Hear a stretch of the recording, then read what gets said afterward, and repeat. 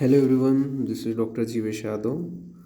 तो again start करते हैं अपन लोग according to NCISM syllabus BMS second year का संहिता अध्ययन का जो कंटिन्यूएशन है वो। तो यहाँ पे हम लोग महारोग अध्याय ऑलरेडी पढ़ रहे थे, ठीक है। 20 चैप्टर सूत्र स्थान चरक संहिता, जिसके अंतर्गत हमने रोगों का भेद, रोगों के हेतु, वात पित्त कफ के लक्षण, ठीक है, ये हमने देख लिया था। इस क्लास में हम लोग बात करेंगे आगे का जो कंटिन्यूशन है वो, ठीक है।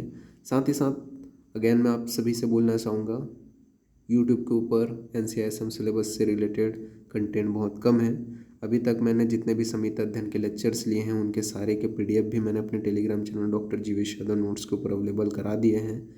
तो सभी के जो है पासवर्ड प्रोटेक्टेड हैं, जिनका पासवर्ड आपको लेक्चर में अवेलेबल हो जाते हैं। तो ज़्यादा से ज़्यादा लोगों तक वीडियो को शेयर करो, ठीक है। ज़्यादा से ज़्यादा चैनल को सपोर्ट करो ताकि आपको बेटर कंटेंट मिल सके। स्टार्ट करते हैं। तो वात के विषय में बात कर रहे थे हम लोग लास्ट क्लास में। तो विकृत वात के कर्म के विषय में बात करते हैं, ठीक है। तो विकृत जो वात है उसका क्या कर्म बताया गया है, तो ये चीज़ अपन यहाँ पे देखते हैं। तो जो वैकृत वात है उसके कर्म के विषय में यहाँ पे आपका बताया गया है, तो इसको आपको थोड़ा सा ध्यान में रखना है। अगर श्लोक याद करने की ज़रूरत नहीं है, आप हिंदी भी याद रखोगे तो भी चलेगा।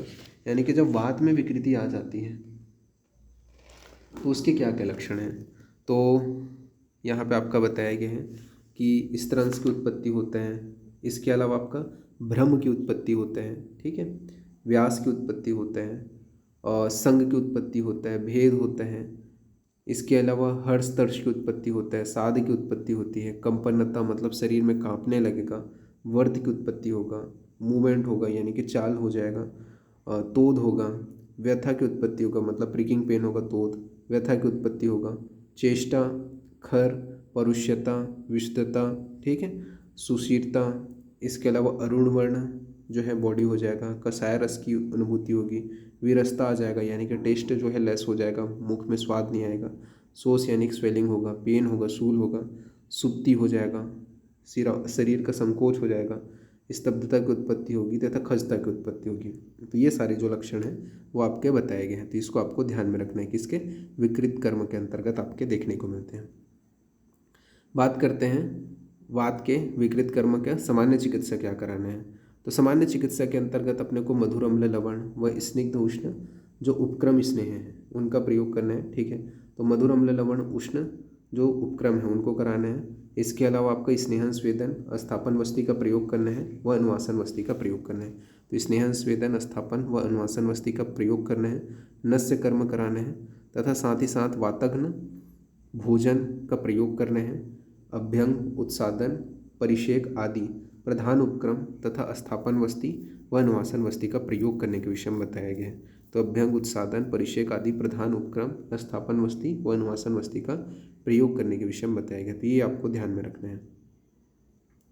फिर नेक्स्ट है आपका पित्त दोष। तो पित्त दोष के आत्मरूप के विषय में बात करते हैं।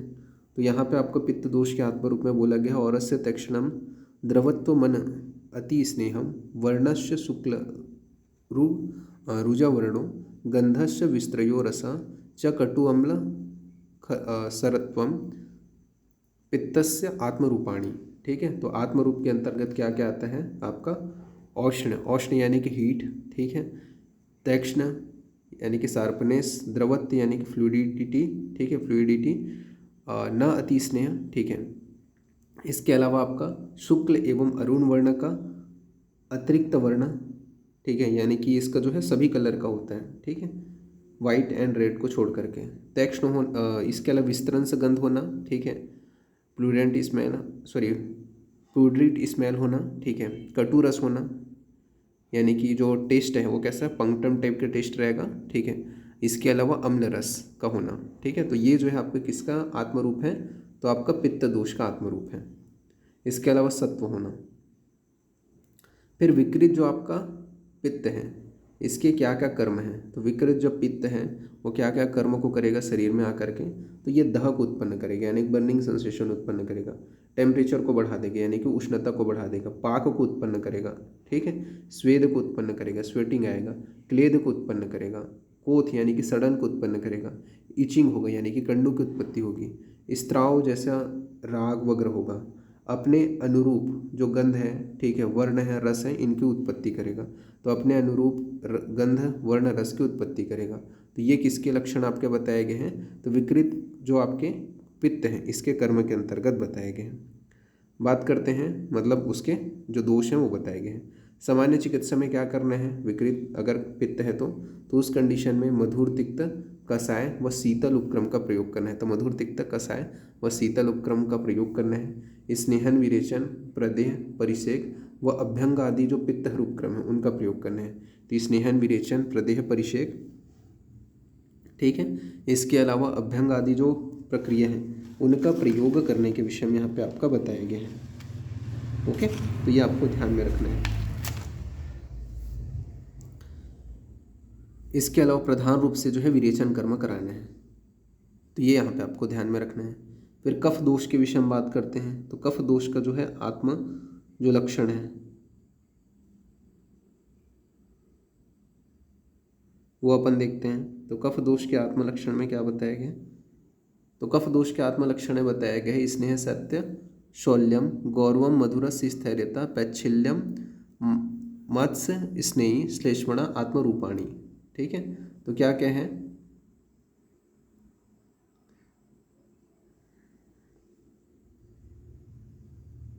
तो यहाँ पे आपका बताया गया है कि जो स्नेहन है वो सत्यता यानी कि गोल्डनेस, शौक्य यानी कि वाइटनेस, गौरवता यानी कि हैवीनेस, माधुर्य यानी कि स्वीटनेस, स्वीटनेस, स्थैर्य मतलब स्टेबिलिटी, पैक्षिल्यता, इसके अलावा मात्सर्य, ये सभी आपके क्या है? आत्मरूप हैं। किसके? आपके कफ के। बात करते हैं विकृत जो कफ है वो क्या क्या उत्पन्न करते हैं? तो यहाँ पे आपका शैत्य को उत्पन्न करेगा, ठीक है। किसको किसको? तो श्वेतता लाएगा, शैत्यता लाएगा, कंडू की उत्पत्ति करेगा, ईचिंग लाएगा। इसके अलावा क्लेद की उत्पत्ति करेगा, गौरवता की उत्पत्ति करेगा, स्नेहता, सुप्तता, ठीक है, बंध, इसके अलावा आपका मौधर्य और चिरकारित्व, ये सभी आपके क्या है? वैकृत कफ के कर्म हैं। चिकित्सा में अपने को क्या करना है? तो कटु, तिक्त, कषाय, तीक्ष्ण, उष्ण एवं रुक्ष उपक्रम का प्रयोग करना है। स्वेदन, वमन, विरेचन, स्वेदन, वमन, शिरोविरेचन, व्यायाम आदि जो कफग्न उपद्रव है उस वो प्रधान रूप से जो है वमन क्रिया जो है वो कराया जाता है। तो ये यहाँ पे आपको ध्यान में रखना है, ये यहाँ पे आपका बताया गया है। फिर बात करते हैं रोगी परीक्षा का महत्व। तो रोग परीक्षा का महत्व। तो रोग परीक्षा का महत्व यहाँ पे आपका बताया गया है, ये आपको ध्यान में रखना है। चिकित्सा के पूर्व रोग परीक्षा करने का क्या महत्व है? तो रोग मादव परीक्षेत ततो अंतर औषधम ततः कर्म भीषगा पश्चात ज्ञान समाचरेत। अर्थात सर्वप्रथम क्या है? रोगी की परीक्षा करें, तत्पश्चात औषध की परीक्षा, तदंतर शास्त्र एवं व्यवहार ज्ञान के अनुसार भीषक को चिकित्सा करना चाहिए। तो सर्वप्रथम रोगी की परीक्षा करें, उसके पश्चात औषध की परीक्षा, फिर शास्त्र ज्ञान व्यवहार की परीक्षा के अनुसार, मतलब शास्त्र ज्ञान और व्यवहार ज्ञान के अनुसार भीषक को चिकित्सा कर्म प्रारंभ करना चाहिए। तो ये यहाँ पे आपका बताया गया है। अब यहाँ पे अपन बात करें जो एक चीज़ और है, हाँ वैसे लगभग चीज़ों तो मैंने बता दिया है। एक चीज़ आपको जो पढ़ना है, जैसे कि आपका वातज जो रोग है उसकी संख्या 80 है तो उनके नाम को थोड़ा पढ़ लेना। पित्तज जो रोग हैं वो 40 हैं, उनके नाम को पढ़ लेना। और कफज जो रोग हैं जो 20 हैं उनके नाम को पढ़ लेना, ठीक है। तो ये आपको ध्यान में रखना है। ओके, अब यहाँ पे आपको प्रमुख रूप से जो ध्यान में रखना है वो कर्म को याद रखना है। तो जो कर्म है, कर्म को याद रखना है, बट यहाँ पे पासवर्ड जो है वो मैं आपका आत्मरूप को रखूँगा, ठीक। आत्मरूप को नहीं, क्योंकि इसको हमने पहले का पासवर्ड रखा था, तो ये नहीं रखूँगा मैं। थोड़ा सा डिफरेंट पासवर्ड अपने को रखना पड़ेगा, 1 मिनट। तो यहाँ पे आपका रोग परीक्षा का महत्व बताया गया है। तो यहाँ पे सिर्फ जो रोग है वो पासवर्ड रहेगा। ओके, रोग बस लिखना, तो ये PDF ओपन हो जाएगा। तो इस प्रकार से ये जो चैप्टर है वो फिनिश होता है। तो अभी के लिए इतना ही, नेक्स्ट क्लास में अपन आगे देखेंगे। ओके, ठीक है, तो फिर थैंक यू क्लास।